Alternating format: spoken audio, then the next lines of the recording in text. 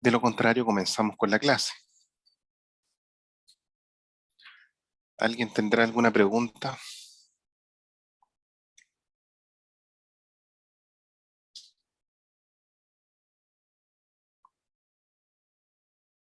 Bien, aparentemente no.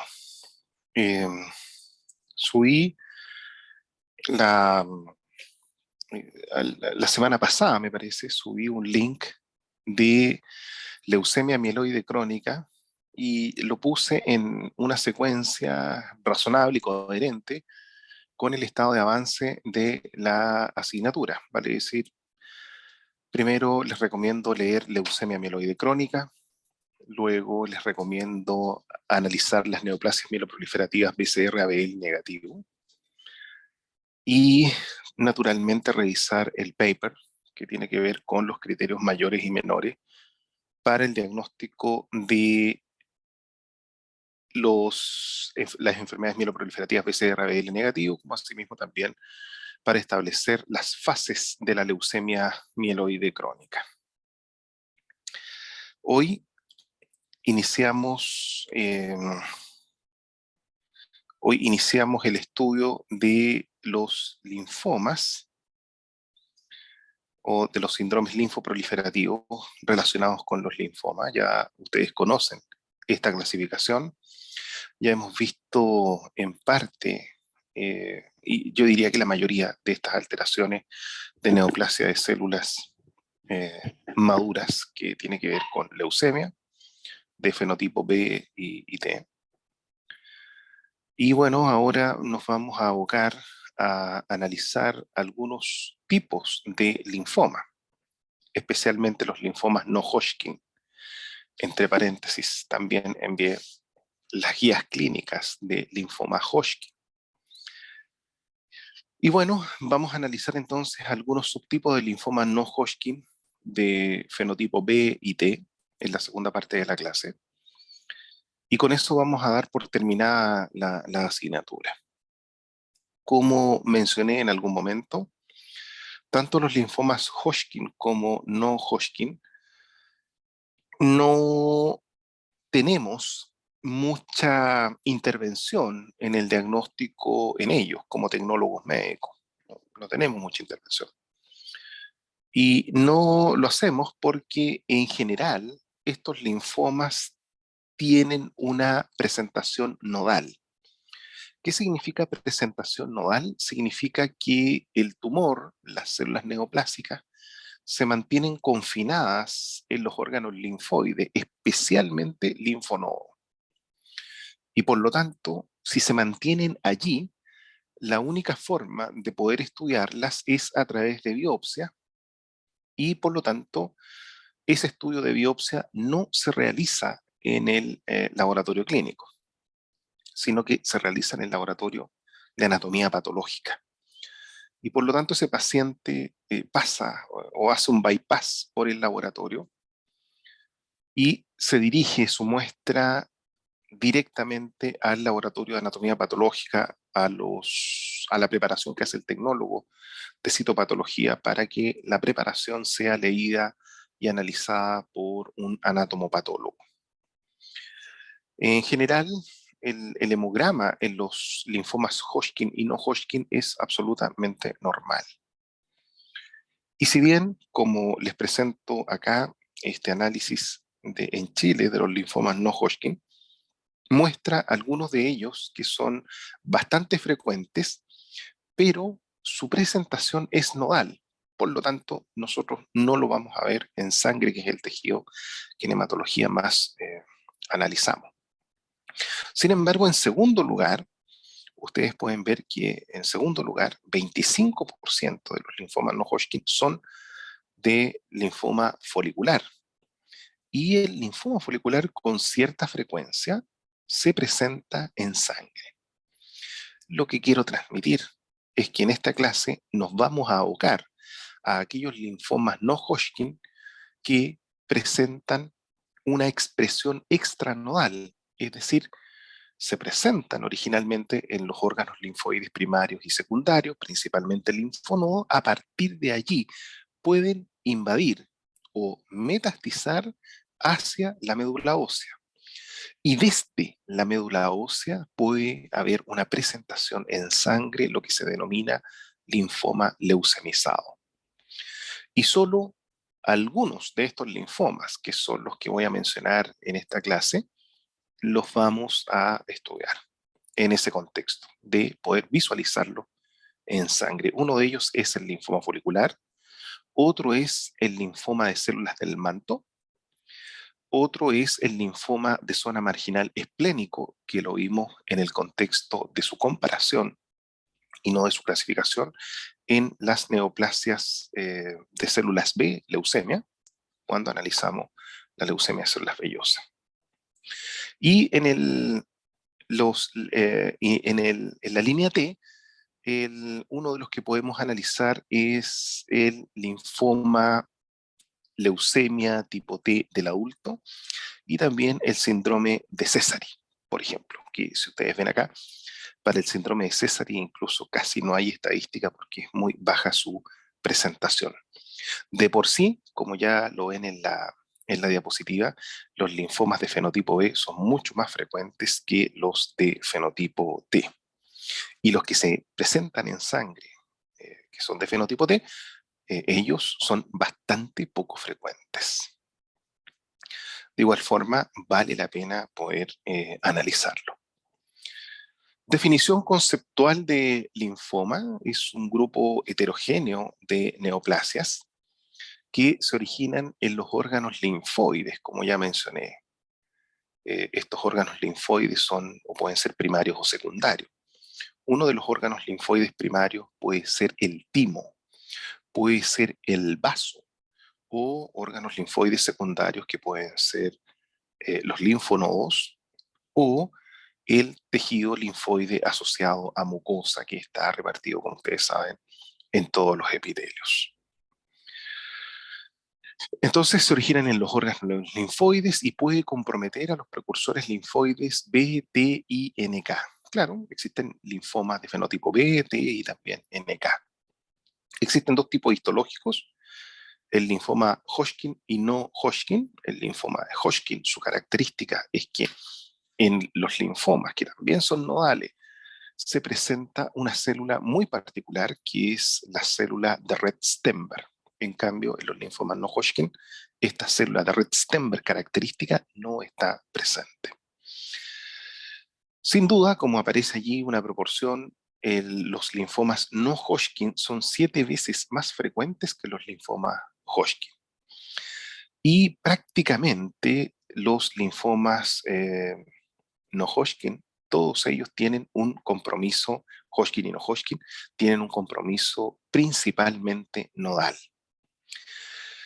También están aquellos linfomas que son extranodales y que nosotros los vamos a ver, y también pueden ser o estar asociados a otros sistemas, como por ejemplo gastrointestinal, puede ser también estar asociado a infiltración de la pleura, del pericardio, del timo o incluso del globo ocular, linfomas oculares. Y otros que son leucemizados, que ya expliqué, pasan por un componente de metástasis a la médula ósea y desde allí a sangre.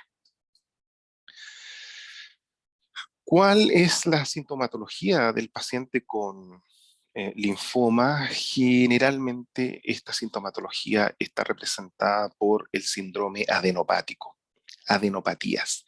Y las adenopatías pueden ser visibles o no pueden serlo, para lo cual se requiere diagnóstico por imágenes. Y como ustedes pueden ver aquí en la imagen de la derecha o a su derecha, todos los órganos pueden presentar estas adenopatías que se pueden palpar o no, pero que como características son indoloras, son gomosas, están unidas a los planos más profundos de la piel, o como ya mencioné, a veces se requiere TAC o incluso radiografía en algunos casos, como para poder detectarlas. Ahora, los sectores que con mayor frecuencia se encuentran estas adenopatías son a nivel gástrico, a nivel intestinal. yo diría que más allá de que a nivel gástrico, es a nivel gastrointestinal, afecta tanto al tejido gástrico como a los intestinos. Y aquí se ha irrogado un rol muy importante la infección por Helicobacter pylori, sobre todo aquellos linfomas que tienen una presentación de tipo gástrica. El 30% de los pacientes presenta en los linfomas no Hodgkin adenopatías gástricas. El 15% se presenta en piel, el 9% en el anillo linfático de Van Deyer, el 3% a nivel medular, y es por eso que vemos muy pocos casos en sangre, y en los senos paranasales 8%. Allí ustedes podrán ver luego una casuística porcentual del compromiso en otros sistemas. Junto con las adenopatías también podemos detectar en el paciente como sintomatología es que se siente mal, ¿ya? Y no tiene una asociación causal, disminuye su nivel de energía, obviamente también disminuye su rendimiento laboral. Un tercer elemento que se puede detectar en estos pacientes linfomas en general es baja de peso y que constituye parte de los síntomas B. Prurito generalizado, que tampoco tiene una asociación causal. Y lo que se muestra acá es sudoración nocturna, principalmente, que también apoya a la fiebre relacionada con los síntomas B. Ahora, ya mencioné que la sudoración nocturna también puede ser diurna, pero fundamentalmente es durante la noche. Las clasificaciones en torno a los linfomas han sido muy variadas. Existen distintas orientaciones de clasificación dependiendo de los autores y de las escuelas de formación en hematología en cuanto a los linfomas. Existe la clasificación Rappaport, la clasificación Kiel, también existe una clasificación RAI para ellas. Y en definitiva, la gran dificultad que se ha producido es el hecho que no ha habido consenso o equivalencias entre las distintas formas de clasificación para estos distintos autores. Más aún, en el último tiempo también se agrega la clasificación de la OMS 2016, que también delimita un tipo de linfoma, de clasificación de linfoma, basados en la morfología, en la inmunohistoquímica, la citogenética, análisis moleculares, las características clínicas y de respuesta al tratamiento que presentan estos pacientes. Entonces, es una mezcla de clasificaciones que lamentablemente ha generado cierta ambigüedad en la clasificación de los linfomas. Rappaport, Working Formulation, Kiel son algunas de ellas. Y aquí una tabla muy sencilla para determinar una homología entre la clasificación Rappaport y la clasificación Working Formulation. A pesar de que hoy las directrices más bien se orientan al diagnóstico a través del sistema OMS, aunque este todavía no está suficientemente institucionalizado, a diferencia de cómo lo que ocurre con las leucemias. Bien, la OMS clasifica a los linfomas no Hodgkin entre 60 a 70 tipos distintos, dentro de los cuales están los de fenotipo T, B, y dentro de los de fenotipo T están aquellos linfomas de células NK. La distribución geográfica de estos linfomas no Hodgkin es variable y existen algunos tipos histológicos que son casi exclusivos de algunas áreas. Por ejemplo, el linfoma de Burkitt en áreas endémicas de África que presentan una alta prevalencia de infección por VIH. El linfoma no Hodgkin se presenta en sujetos habitualmente jóvenes, mayores de 50 años, pero también en adultos jóvenes. El cuadro clínico y su comportamiento es muy variable, que va a depender del tipo celular, de la localización en que se produzca este cuadro adenopático, la velocidad de crecimiento tumoral y la edad del paciente, como asimismo el estado previo de salud del individuo. Curso clínico muchas veces es indolente, vale decir que muchas veces tampoco requiere de tratamiento y solo se requiere observación del paciente. Es el caso del linfoma linfocítico de células pequeñas, por ejemplo. Es el caso también del linfoma folicular, que no se debe tratar a no ser que el paciente presente síntomas. Y puede evolucionar también en cuadros agresivos que, de no ser tratados, generan alta mortalidad a corto plazo. La etiología de los linfomas no Hodgkin responde a la infección por virus oncogénicos, como VIH, virus Epstein-Barr, HTLV1 y el virus del sarcoma de Kaposi, un tipo de herpes virus humano. El síndrome de inmunodeficiencia adquirida es otra fuente de desarrollo y agente etiológico de linfoma no Hodgkin, como también algunas inmunodeficiencias adquiridas relacionadas con el trasplante o la inmunosupresión por el trasplante. Se detectan en estos pacientes alteraciones genómicas en oncogenes como CEMIC o alteraciones en los genes supresores de tumores.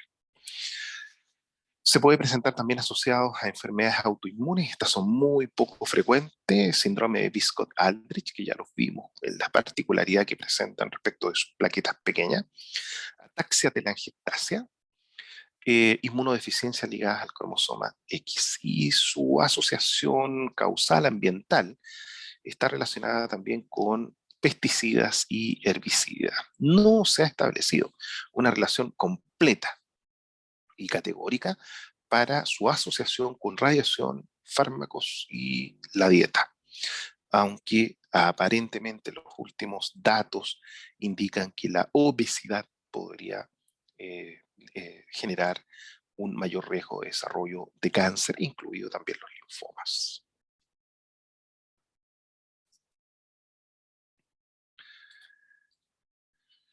Eh, Efectos que generan estos agentes etiológicos sobre el genoma del paciente, bueno, la mayoría eh, impiden la correcta expresión y recombinación del receptor BCR y TCR en linfocitos B y T respectivamente.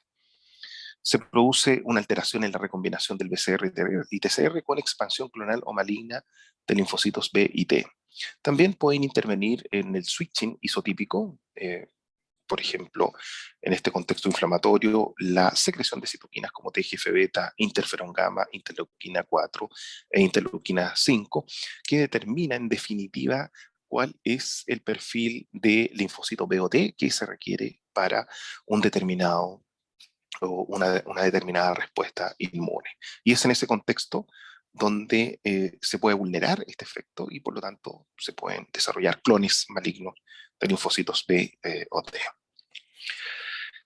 Son importantes las características citogenéticas en el linfoma no Hodgkin y como ustedes pueden ver allí, el linfoma de Burkitt presenta la traslocación en el 100% de los casos de la traslocación 814. También es posible encontrar en el 100% de los casos la traslocación 822.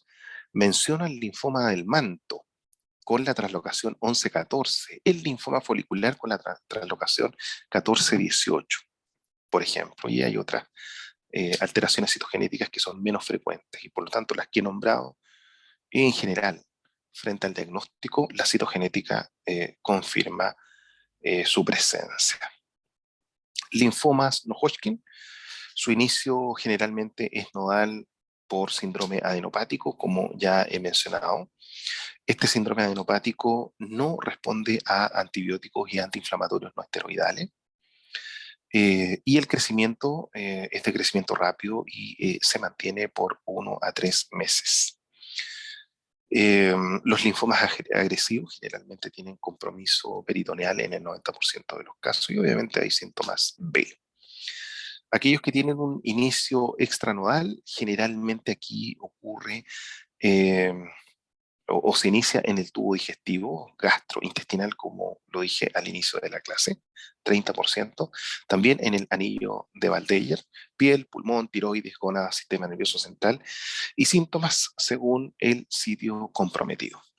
Muchas veces gran parte de la enfermedad tiroidea, de los nódulos tiroideos, son sujetos de análisis en el laboratorio o se requiere punción de estos nódulos tiroideos por cáncer tiroideo u otro tipo de nódulos benignos, y que, bueno, en general asustan o son motivo de estudio en hematología precisamente por lo que acabo de decir, el compromiso nodal que presentan los linfomas no Hodgkin, pero finalmente se eh, confirma que se trata no de una neoplasia hematológica, sino que de una enfermedad tiroidea o nódulos tiroideos cuyo tratamiento es otro, cuyo especialista también es otro. Síntomas B son más frecuentes los linfomas no Hodgkin agresivos o en los estados avanzados. 20 a 30% de los pacientes presentan esplenomegalia. Y el compromiso cutáneo, esto es muy, muy importante, generalmente está asociado a los linfomas de fenotipo T, linfomas cutáneos o compromiso de piel, linfomas T, como asimismo también podemos mencionar que el compromiso de mediastino también se relaciona fuertemente con neoplasias de células T. El compromiso de mediastino también puede generar efusión pleural, así que también es una combinación que ustedes deben manejar. Síntomas, bueno, va a depender del lugar afectado. Si es el sistema nervioso central, 3% de los linfomas tienen expresión a nivel del sistema nervioso central, cefalea, hipertensión endocraniana o déficit motor en los casos más graves de compromiso. Formas clínicas, bueno, dos tipos de clasificación, indolentes y agresivos. Y me parece que esto, aparte de todo lo que tienen que leer ustedes de esta tabla, es importante recordar que si bien el curso es indolente y podría no requerir de tratamiento, curso indolente, en general el pronóstico es bueno, pero es incurable. Y eso parece una ambigüedad. Indolente, pero incurable. En cambio, los agresivos son curables. O sea, es una mnemotecnia que deben dejar eh, para interpretar eh, las formas clínicas de los linfocitos. Frente a la sospecha del no Hodgkin o linfoma Hodgkin, eh, y esto es principalmente síndrome adenopático, síndrome adenopático, usted debe recurrir o debe orientar al paciente